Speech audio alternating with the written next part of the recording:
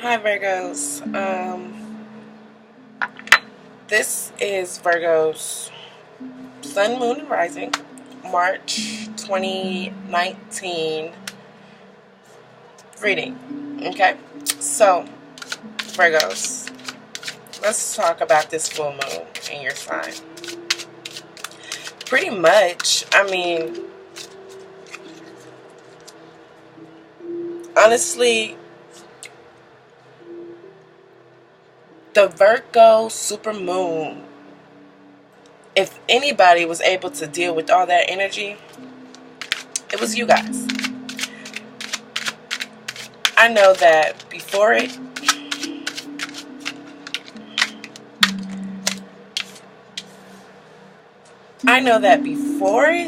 and a little bit after it, like 2 days before it and 2 days after it, I was not able to sleep at all. And I should have been using that energy to do something, but I just laid up in my bed and,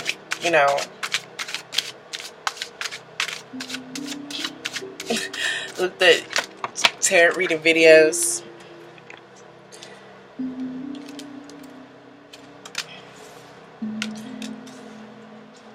All right. Looked at tarot. I always call it tarot, and people get so mad, but it's tarot. It's definitely tarot. But I'm like, I know it's called tarot, but whatever. Anyways, so yeah. Most importantly, it was in your first house of self. So during that period, you may have came to some realizations for where you were not putting yourself first in a lot of situations. You weren't prioritizing your needs, your wants, your goals, where you could maybe lacking in putting yourself first in those areas. So Virgo being the first, a sign of service, you really, really, really do like to help people. And you do it in a point where you like to criticize because you pay attention to the details. Some of the details that a lot of people, seem to overlook, right?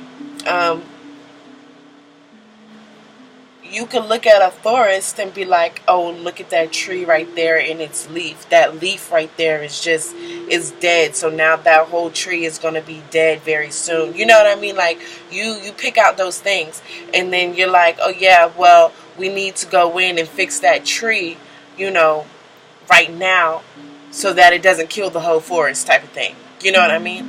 And it's very helpful, in a way, but sometimes you can go overboard with that critique, and then not only that, it's like you're overworked. Like, we know that you're trying to help, right? We know some people don't. Some people take things the wrong way because a lot of people don't like to be criticized, right? But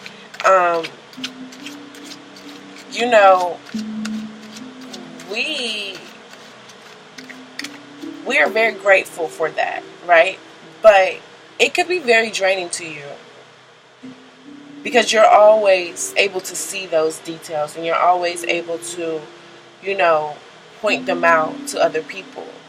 But with this full moon in your first house, you may need to point that finger back at yourself, and you may need to critique yourself on some things that you may need to work on. But the great thing, and it's not like in a bad way, it's just in a way of saying, like, you need to stop watching what someone else is eating and maybe watch what you're eating. You know what I mean? Like, because yeah, you're helping them, but are you helping yourself? And do you make time to help yourself? And it's kind of that energy, did you make time to get your nap today? Or why are you making sure that somebody else slept, or did you eat today? Why are you making sure somebody else ate today? that kind of energy, you know. So first four on the board. All right, all right, all right. First four on the board. Let's get into it because it's a lot. So that was the full moon energy, and we are kind of still lingering in it. I'm still having very, very, very vivid dreams. And now we're moving into the pre-shadow of the retrograde energy, right? So, retrograde, the past, moving backwards. And you know what's crazy? The retrograde is in Pisces, which is in your 7th house of relationships, which also means, you know, Pisces is the astrological 12th house of endings, death,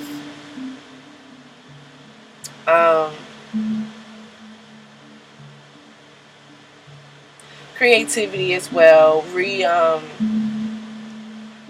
regeneration, you know, those kind of things. The occult. And with Pisces being in your 7th house of relationships, some things may have to go, or some people may have to go. You know, it's a time of endings, for sure, for sure. And this could be a cycle. So you're going on through cycles. This represents as above, so below type of energy. And it's a decision whether you're going to keep making the same mistake or you're going to try to do something new. Because honestly, if it's a cycle, you have to come to the realization that this is happening over and over and over again. And if you haven't came to that realization yet, you probably don't know. Subconsciously you do. So subconsciously you know. But sometimes it doesn't manifest in our minds, or most likely it does. And Virgos are pretty smart signs. I mean, you guys are, I want to say, Virgos and Geminis are ruled by Mercury. So very, very mental signs. Very strong mental energy. So if you're going through a cycle, you know you're going through a cycle. Now, the only reason why I say that is because this affinity sign is right here and it's very evident. Very, very, very evident. Okay? And there's the number 2, which also indicates decisions, right? So,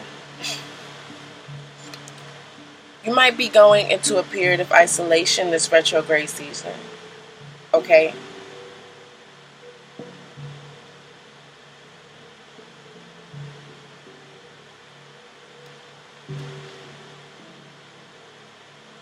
Okay? You might be going into a period of isolation so that you can think about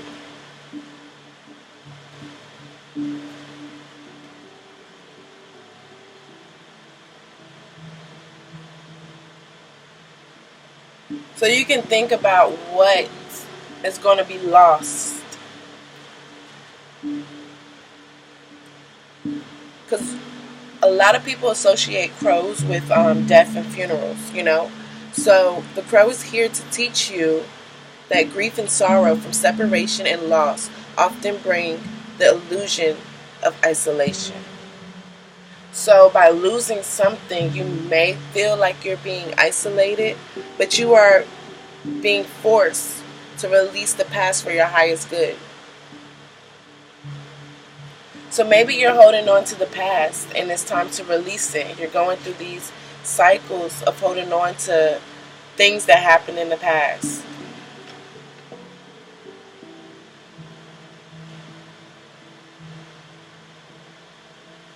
And the retrograde can certainly do that, you know. The retrograde can certainly do that because this is a time of reflection. It's this is the time for reflection, to go back and reevaluate things that happened, projects that you have worked on, been working on, not new stuff. This is not a time to start anything new. Um, but I see that when the sun is in Aries,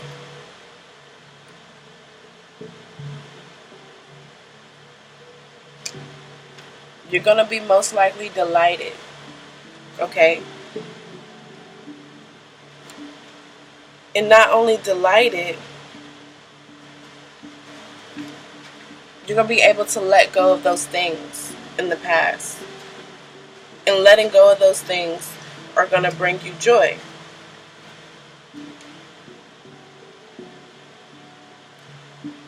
This card of delight is here to show you that there can be humor found in all situations.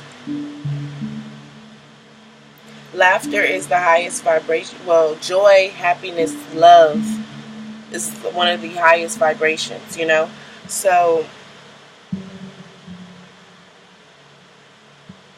the card is there to let you know that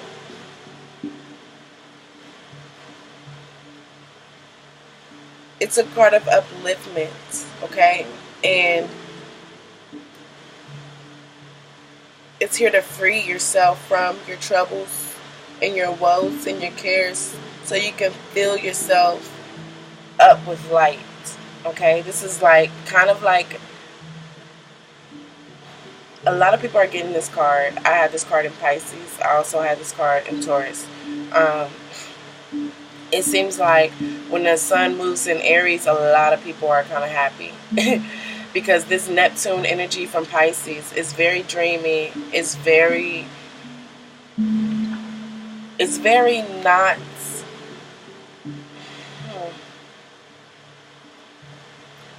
It's like being stuck in the wash. It's like being stuck in the wash. You know how the washing machine goes back and forth and swish swash, and it's like Pisces season is cleaning up everything, but the way that things are getting clean is not it's like it's pushing you around like the waves. They're pushing you around, tossing you around, and it's uncomfortable. It's really uncomfortable until there's a brighter time, which is Aries, because Pisces is the transition from winter to spring. So once we get into Aries, the sun is out and you're drying the clothes, you know what I mean? It's more, the dryer is still moving around, but it's not as pushing as these waves and this water pushing you back and forth. The dryer goes in a circle more so like the sun, heating up. So you're going to be able to move forward. The Chariot, moving forward on your path, heading towards your goals, okay?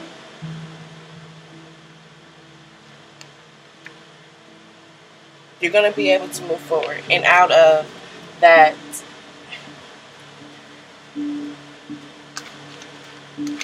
isolation energy. And you're going to be able to move forward, Virgo, after the sun is in Aries. Now, don't get me wrong, okay?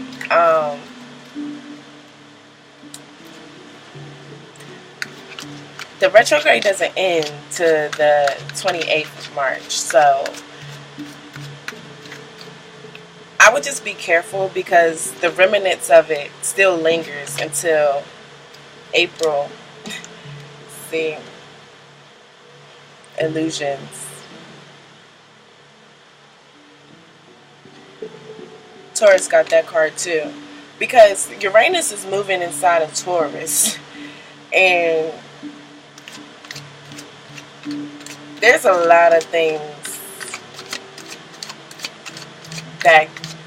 there's a lot of illusions going on, let's just say, causing a little trouble,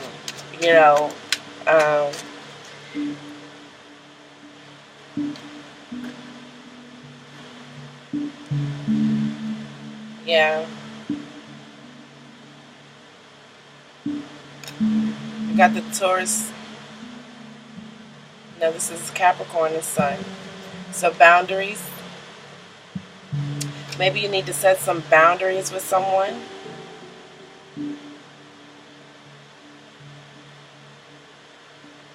And also got the integrity card.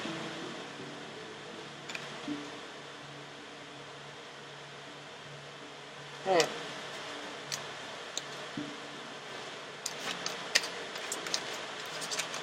Virgo. I wasn't going to take those. Forgiveness. Okay. All right, Virgo. So let me just say that with all this energy, right? Let me just say that with all this energy, you're not the only one, you know, going through this energy. And if you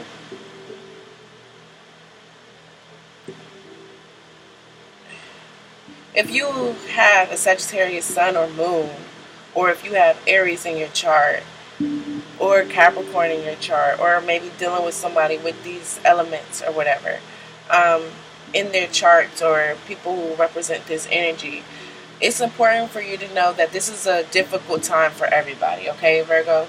Not just you. So, when I mean that when you are going out there thinking and trying to help other people, you know, I think that you should focus more on yourself, because not a lot of people want to hear your criticism right now. Okay? I don't think a lot of people want to hear that right now. Everyone's going through their own little situation, and I think it's important for you to understand that you are also going through your own situation. So you need to pay attention, because there's a lot of illusion going on. And just because you're a Virgo and you have doesn't mean that you're going to be able to navigate through this as easily either. Okay?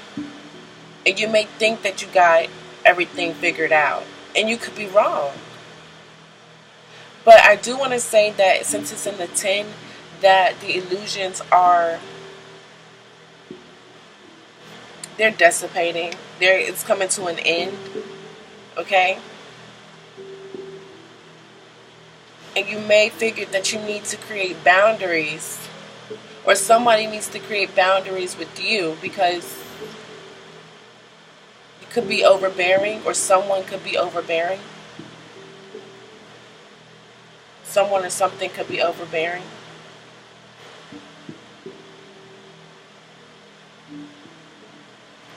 The important thing is to keep your integrity, okay? Don't forget who you are, and don't stop being who you are.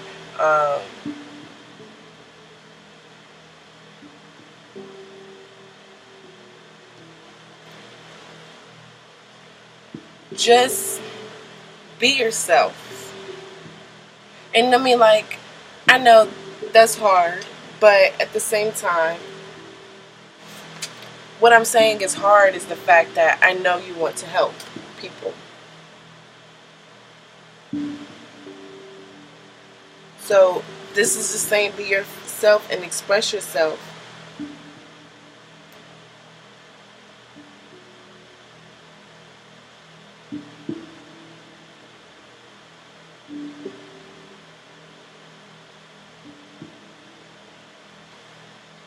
And you may have to express yourself to get these boundaries, because you also have forgiveness here. So maybe you think someone is encroaching on a situation in your life and trying to control it. So you need to set boundaries, because Capricorns are definitely control freaks. I mean, this is Sun in Capricorn.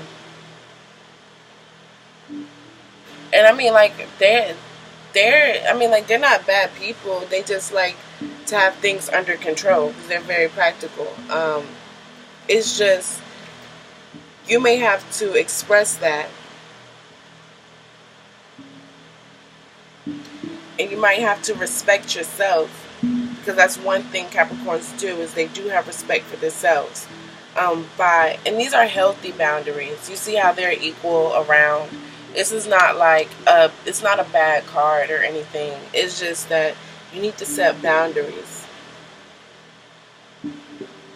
and what you let inside your circle is very important. The people, and it affects your quality of life in the focus of your power. So just make sure that you are creating those boundaries, okay, in your life.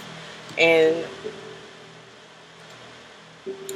also have this forgiveness. So it's actually Leo and Jupiter.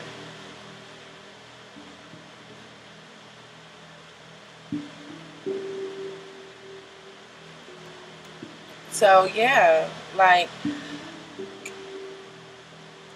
you have to find where you're withholding love from yourself and others, okay? And like I said, the full moon, see, I just got a download.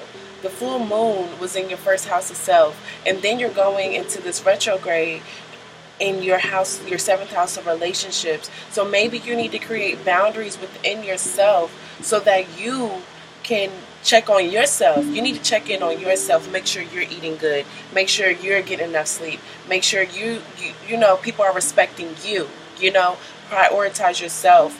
You get what I'm saying?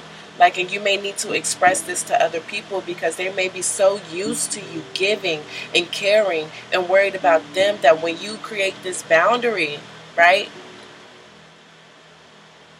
it's like you creating a line of self-respect.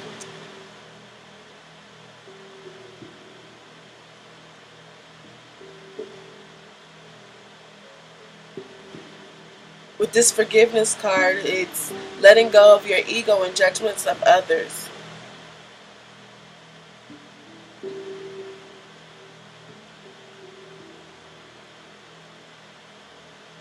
And this is being able to love without limit, okay?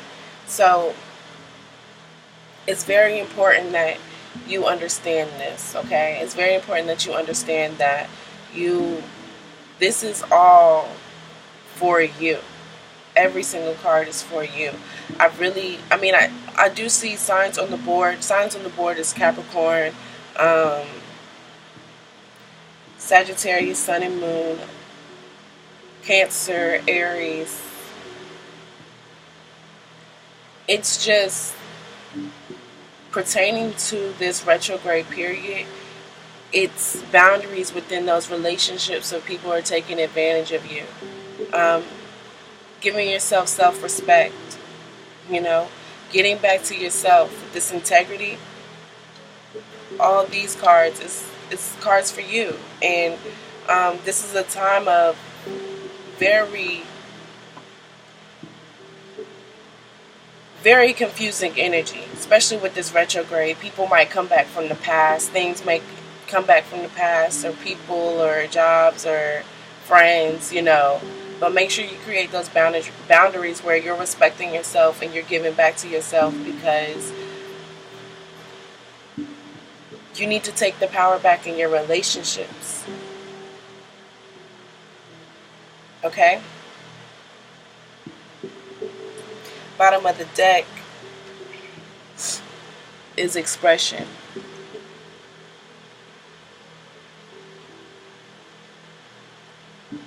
So this card is not only a card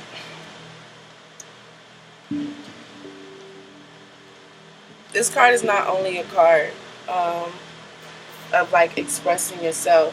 This is the card of joy, okay? This is you being you at your most happiest vibration, because she's dancing. This woman is dancing in her own unique way, and she embraces all aspects of herself and honestly communicates her essence through her expression.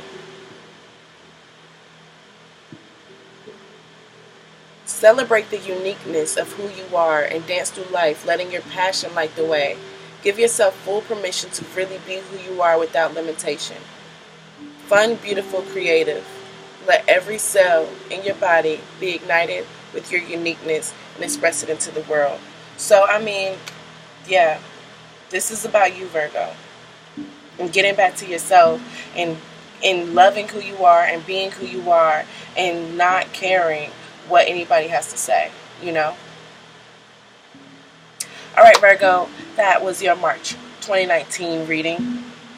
I hope it resonated with some of you, most of you actually.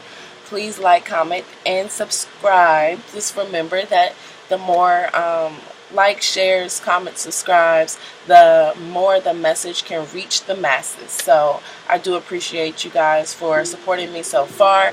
My channel is fairly new and I appreciate the growth and the support. Thank you so much. I'll see you next month.